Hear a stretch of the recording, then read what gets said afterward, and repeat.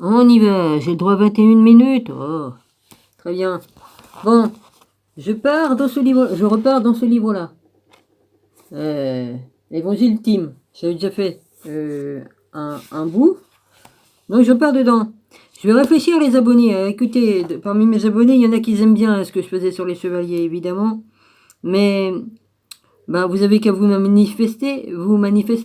m'écrivez sur ma chaîne et puis vous me dites si ça vous intéresse vraiment, certains. Et je verrai selon le nombre qui me dira que ça leur plaît, ben peut-être que je continuerai, mais je ferai des vidéos peut-être un peu plus courtes, mais pas mélangées avec autre chose.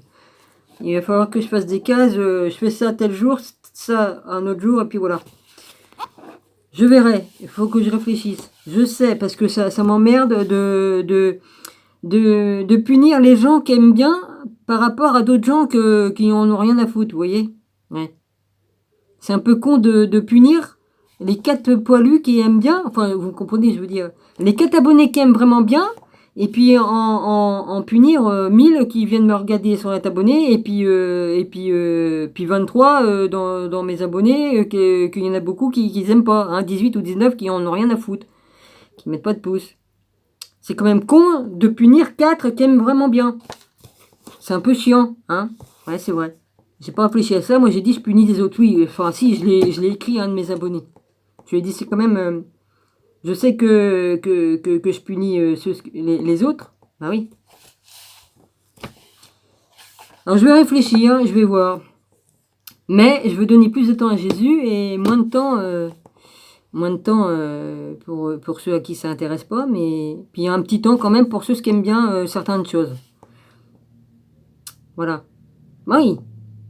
Imaginez qu'il y a 20 personnes qui volent une sucette et puis... Enfin, ils volent une sucette, enfin c'est une connerie que je dis comme ça. Et puis que je punis... Non, qu'il y en a un, parmi les 20, il a volé une sucette et puis je vais punir tout le monde. Oui, c'est à peu près le même truc. Hein, bah là, ça fait un peu la même chose. Je vais punir tout le monde. Je vais punir 4 bons pour 18 qui n'ont rien à péter. C'est un peu le même genre truc. Dans la même idée. Et c'est un peu con de ma part, mais bon. Comme on en a marre, quoi. C'est vrai, c'est chiant, quoi. Hein? C'est vrai.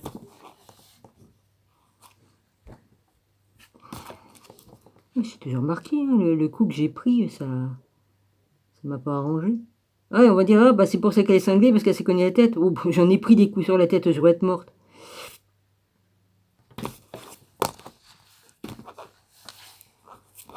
Ouais, de toute façon, je suis revenue de la mort, hein, comme je suis née. Je suis née à moitié morte, mourante, donc... Je suis allée à moitié de l'autre côté, hein, où j'y suis allée, hein. Je peux pas vous dire, j'étais bébé. Hein, j'étais tout petit.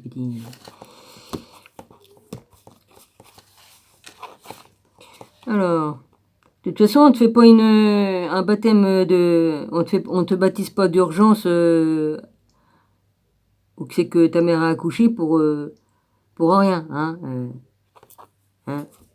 Ils m'ont baptisé d'urgence et puis ils m'ont fait l'extrême onction. C'est parce que j'étais vraiment en train de m'en aller de l'autre côté. Hein, hein. À l'époque, c'était comme ça. Hein, les prêtres, ils venaient à la maternité pour baptiser le bébé vite fait et puis voilà. Hein. Mon frère a eu moins de chance parce que j'avais un frère avec moi. On était des faux jumeaux. On avait chacun nos... Voilà. Il s'appelait Pascal.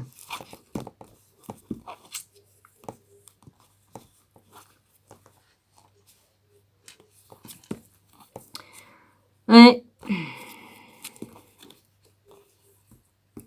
Bon. Alors, je reprends en arrière parce que j'en étais un chapitre et puis j'avais lu jusqu'à un demi-chapitre, même pas un chapitre. Donc, je vais reprendre, ça sera mieux. Alors, c'est à la page... vous pouvez sûrement retrouver la... Bah, c'était le commencement du livre. Ah oui, j'avais lu tout un tas de trucs avant, d'accord. J'avais lu la préface. J'avais marqué, j'avais écrit... Ouais, d'accord. Bah écoutez, je vais partir de là, c'est comme si j'étais au début. Hein. De toute façon, vous pouvez retrouver la vidéo dans laquelle j'en ai parlé. Hein, hein, je mets toujours le titre du livre, moi. Les dernières paroles du Christ, l'évangile ultime. Donc vous pouvez la retrouver, la vidéo avec le même titre. Alors...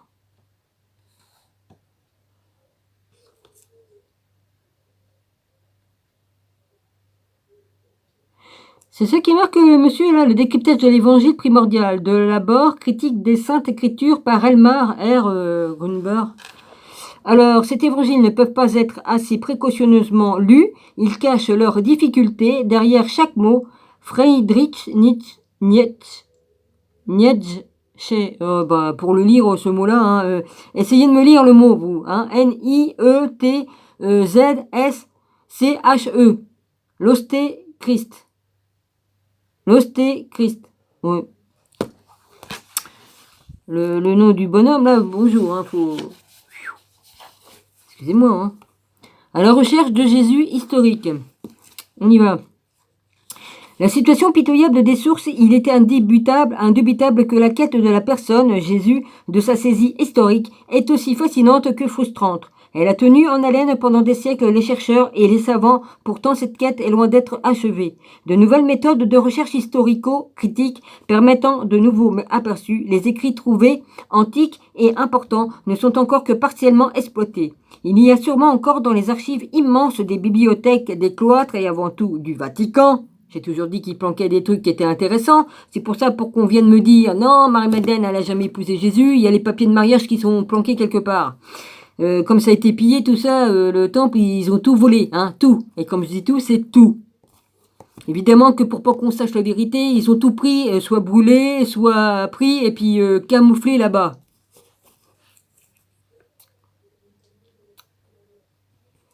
Alors, j'ai déjà dit, des bibliothèques, des cloîtres et avant tout du Vatican, des découvertes à faire. Oh bah ça, pas qu'un peu. Et même l'archéologie mettra à jour un matériel nouveau relatif à ce thème. Et pourtant, cette recherche reste frustrante. La signification extraordinaire que Jésus revêt, la vie d'innombrables personnes fait un contraste éclatant avec un matériel utilisable livré par les sources susceptibles de nous donner des renseignements certains sur sa vie et ses faits et gestes dans les livres qui ont été rédigés dans les 2 premiers siècles de notre ère. On ne trouve guère de référence à l'homme Jésus.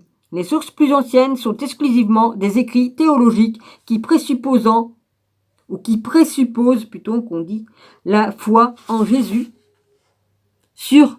en Jésus-Christ. Voilà, je t'ai arrêté là. Messie et fils de Dieu.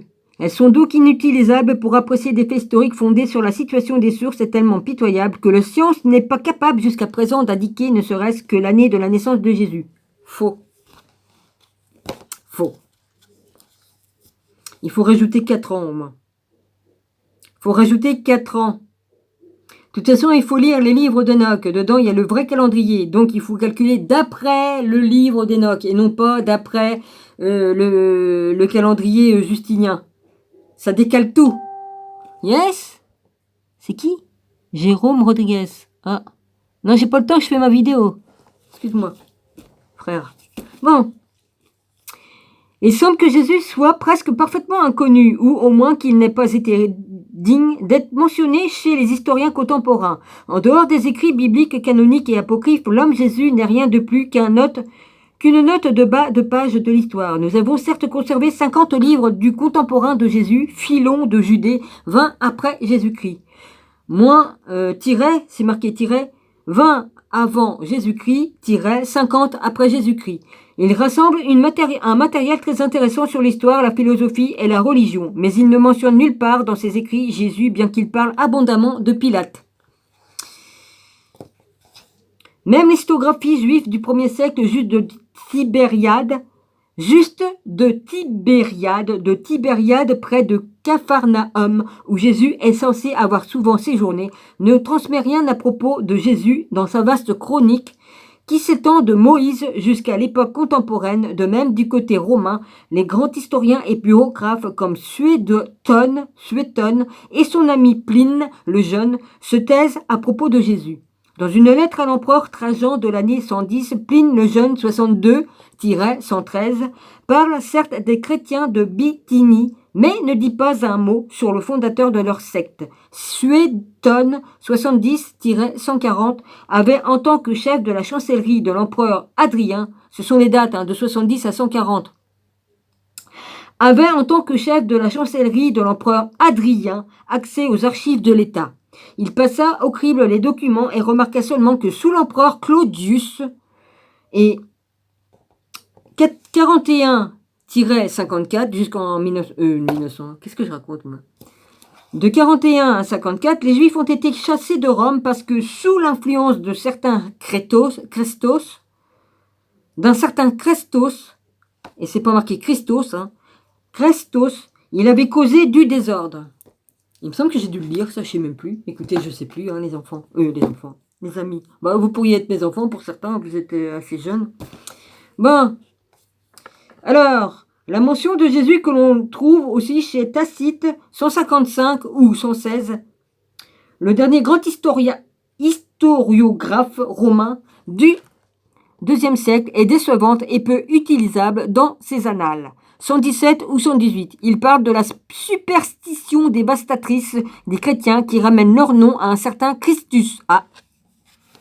L'empereur Néron, pour contrer les rumeurs disant qu'il avait ordonné l'incendie de Rome en 64, avait présenté comme responsable des gens que le peuple haïssait en raison de leur mauvaise réputation et qu'il appelait chrétiens, et il décréta contre eux des punitions choisies.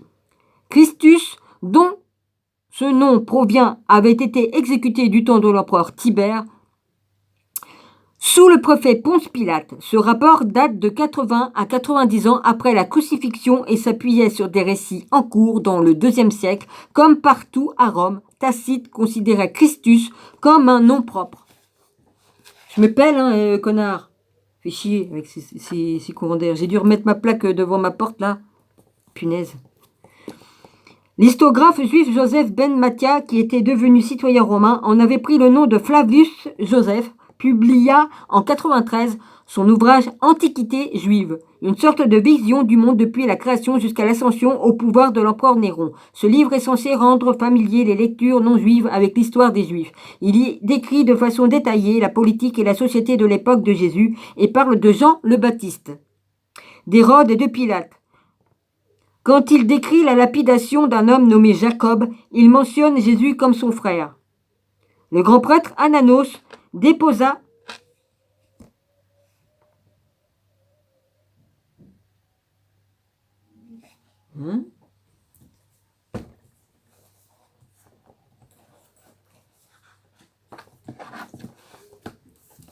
Je regarde quelque chose. Non, j'ai pas là. C'est pas dans celui-là. Attends. Je l'ai vu. Si, il est par là, Dominique. Écoute. On me guide. Tu veux? Putain, j'ai perdu un truc.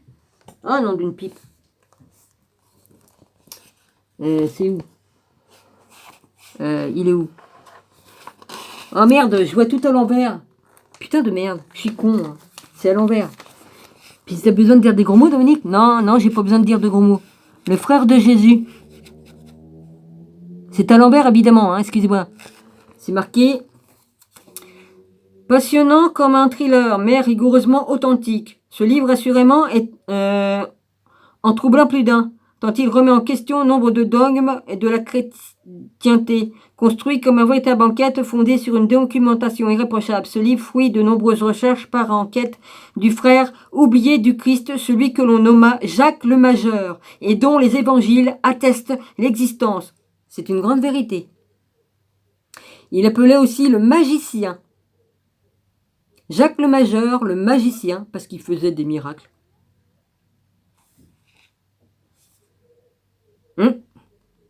Par contre, celui-là, je voulais l'acheter, je ne l'ai jamais acheté. Alors, je vais peut-être l'acheter. Celui-là, je l'avais acheté, mais je ne l'ai plus. Il y a des livres que je vais racheter parce que ça peut me servir pour faire des vidéos ou autre. J'en sais rien. Déjà pour mon propre plaisir, parce que j'adore lire. Puis la culture, c'est important. Oui. Celui-là aussi, je l'avais. Mais je ne vais pas le racheter.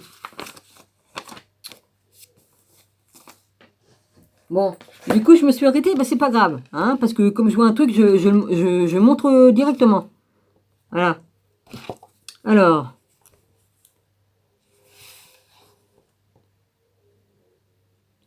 Il semble que d'indiquer ne serait-ce que l'année de la naissance de Jésus. Il semble que Jésus soit presque parfaitement inconnu. D'où c'est que j'en suis arrivé, moi? Oh merde, quel nul. Non, c'est pas là. Où c'est qu'ils ont dit qu'il avait un frère? Merde.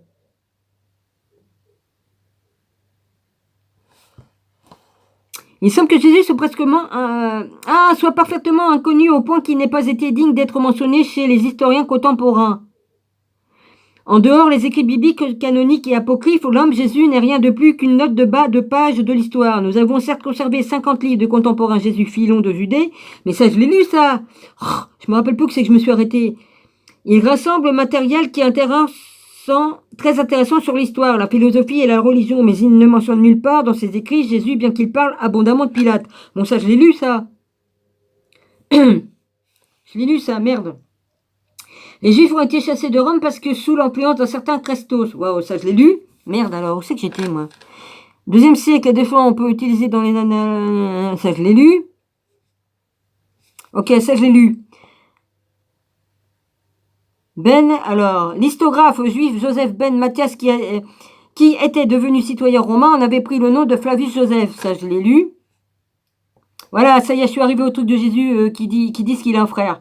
La politique et la société de l'époque de Jésus, et parle de Jean le Baptiste, d'Hérode et de Pilate, comme il décrit la lapidation d'un homme nommé Jacob. Il mentionne Jésus comme son frère. Le grand prêtre Ananos déposa plainte contre le frère de Jésus que l'on appelle Christ. Son nom était Jacob, et contre quelques autres pour crimes contre l'État, et les livra pour être exécutés par lapidation. Ben c'est bizarre. Puis là, dans notre truc, ils disent que c'est le majeur. Jacob, Jacques le majeur. Ah oui. Oui, enfin bref. Dans le 18e livre des Antiquités juives, nous pouvons pourtant lire une phrase étonnante. Du coup, j'ai perdu quelques minutes. Oh, bah, c'est pas grave. À cette époque vivait Jésus, un homme sage, si on peut l'appeler un homme. Il accomplit des actes inouïs, enseignés. Ben si, Jésus, il était dans un corps d'homme, de chair, comme nous. On peut dire que c'était un homme, sauf que c'est le Fils de Dieu. En chair, Dieu en chair. C'est quand même pas dur. Je sais pas ce qui trouve ça extraordinaire de dire que si on peut appeler un homme, mais vous êtes ridicule d'écrire des pareilles conneries. Fallait bien qu'il expérimente qui devienne en chair ici. On est dans la 3e dimension, là. Enfin dans je sais plus quoi maintenant, parce qu'il y en a qui disent qu'on s'en va dans la 5e. Vas-y. Oh punaise. Ben, c'est déjà dur dans la 3e, la 4e. Ouille. Bon. Alors beaucoup d'hommes, oui, parce qu'ils disent la Terre va ascensionner, elle va aller dans la 5e dimension. Ouais. J'ai regardé les films autrefois qui parlaient de... Le monde de... Oui, enfin c'était marrant le film. Ça s'appelait la 5e dimension ou la 4e ou la 3e. Je sais plus. Ah, c'était un film en noir et blanc évidemment à l'époque, hein, parce que c'est vieux. C'est vieux que moi, vas-y, pratiquement. Sinon plus, je sais plus.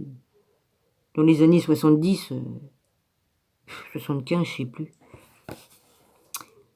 Alors, ce célèbre testimonium Flavianum témoigna de Flavius, qui décrit Jésus comme un homme faisant des miracles et comme un maître, écoutez, un grand maître, ne provient toutefois assurément pas de la plume de Joseph dans l'Antiquité plus tardive. L'intérêt pour Jésus était grand et pour les théologiens chrétiens, il était indispensable qu'un chroniqueur si exact de l'époque ait écrit quelque chose sur Jésus. C'est pour cette raison qu'ils firent un taux testimonium Flavianum au IIIe siècle et l'insérèrent à l'endroit approprié dans les antiquités juives. Ils trafiquent pas trop, ça va, ils ont pas trop trafiqué. L'opinion qui est exprimée fait un contraste marqué par les conceptions de Joseph, le fait de dire qu'il est Christus, et que sa nature n'avait pas été qu'humaine, et un indice net, au demeurant maladroit, du travail d'un faussaire de l'Église. Oh bah, question d'être faussaire, l'Église, merci, ça fait des millénaires que vous nous mentez, que vous avez volé l'histoire, et que... Hein? Pour avoir le pouvoir sur le trône. Hein? Et ça se met sur le trône de Dieu, ça. Hein? Oui, bah, ils l'ont bien créé, un trône, hein, là-bas, hein? De quel droit qu'ils mettent leur cul sur le trône de Dieu?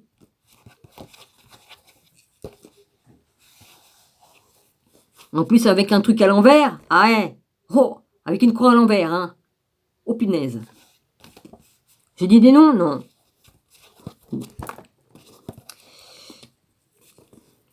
Nous touchons ici déjà toute la problématique qui s'ouvre à l'historien pratiquement pas d'indices utilisables en dehors des écrits bibliques, où là où paraît une mention détaillée. Celle-ci se révèle une falsification. Ce qui reste, ce sont les textes bibliques qui posent, à vrai dire, un tout autre défi à l'esprit critique, qui critique des savants, distinguer ici les faits des fictions, les indices biographiques. Ah, bon, bah ça clignote, hein, les chéris. Là. Biographique de légende, l'histoire de la théologie peut sembler un travail de Sisyphe sans perspective de succès. Pourtant, la recherche valait la peine et le succès est apparu. L'homme Jésus pouvait moins dans ses actes qu'avant tout dans ses paroles être trouvé sous l'écorce du texte du Nouveau Testament. Bon, bah je vous embrasse tous, hein. À ciao.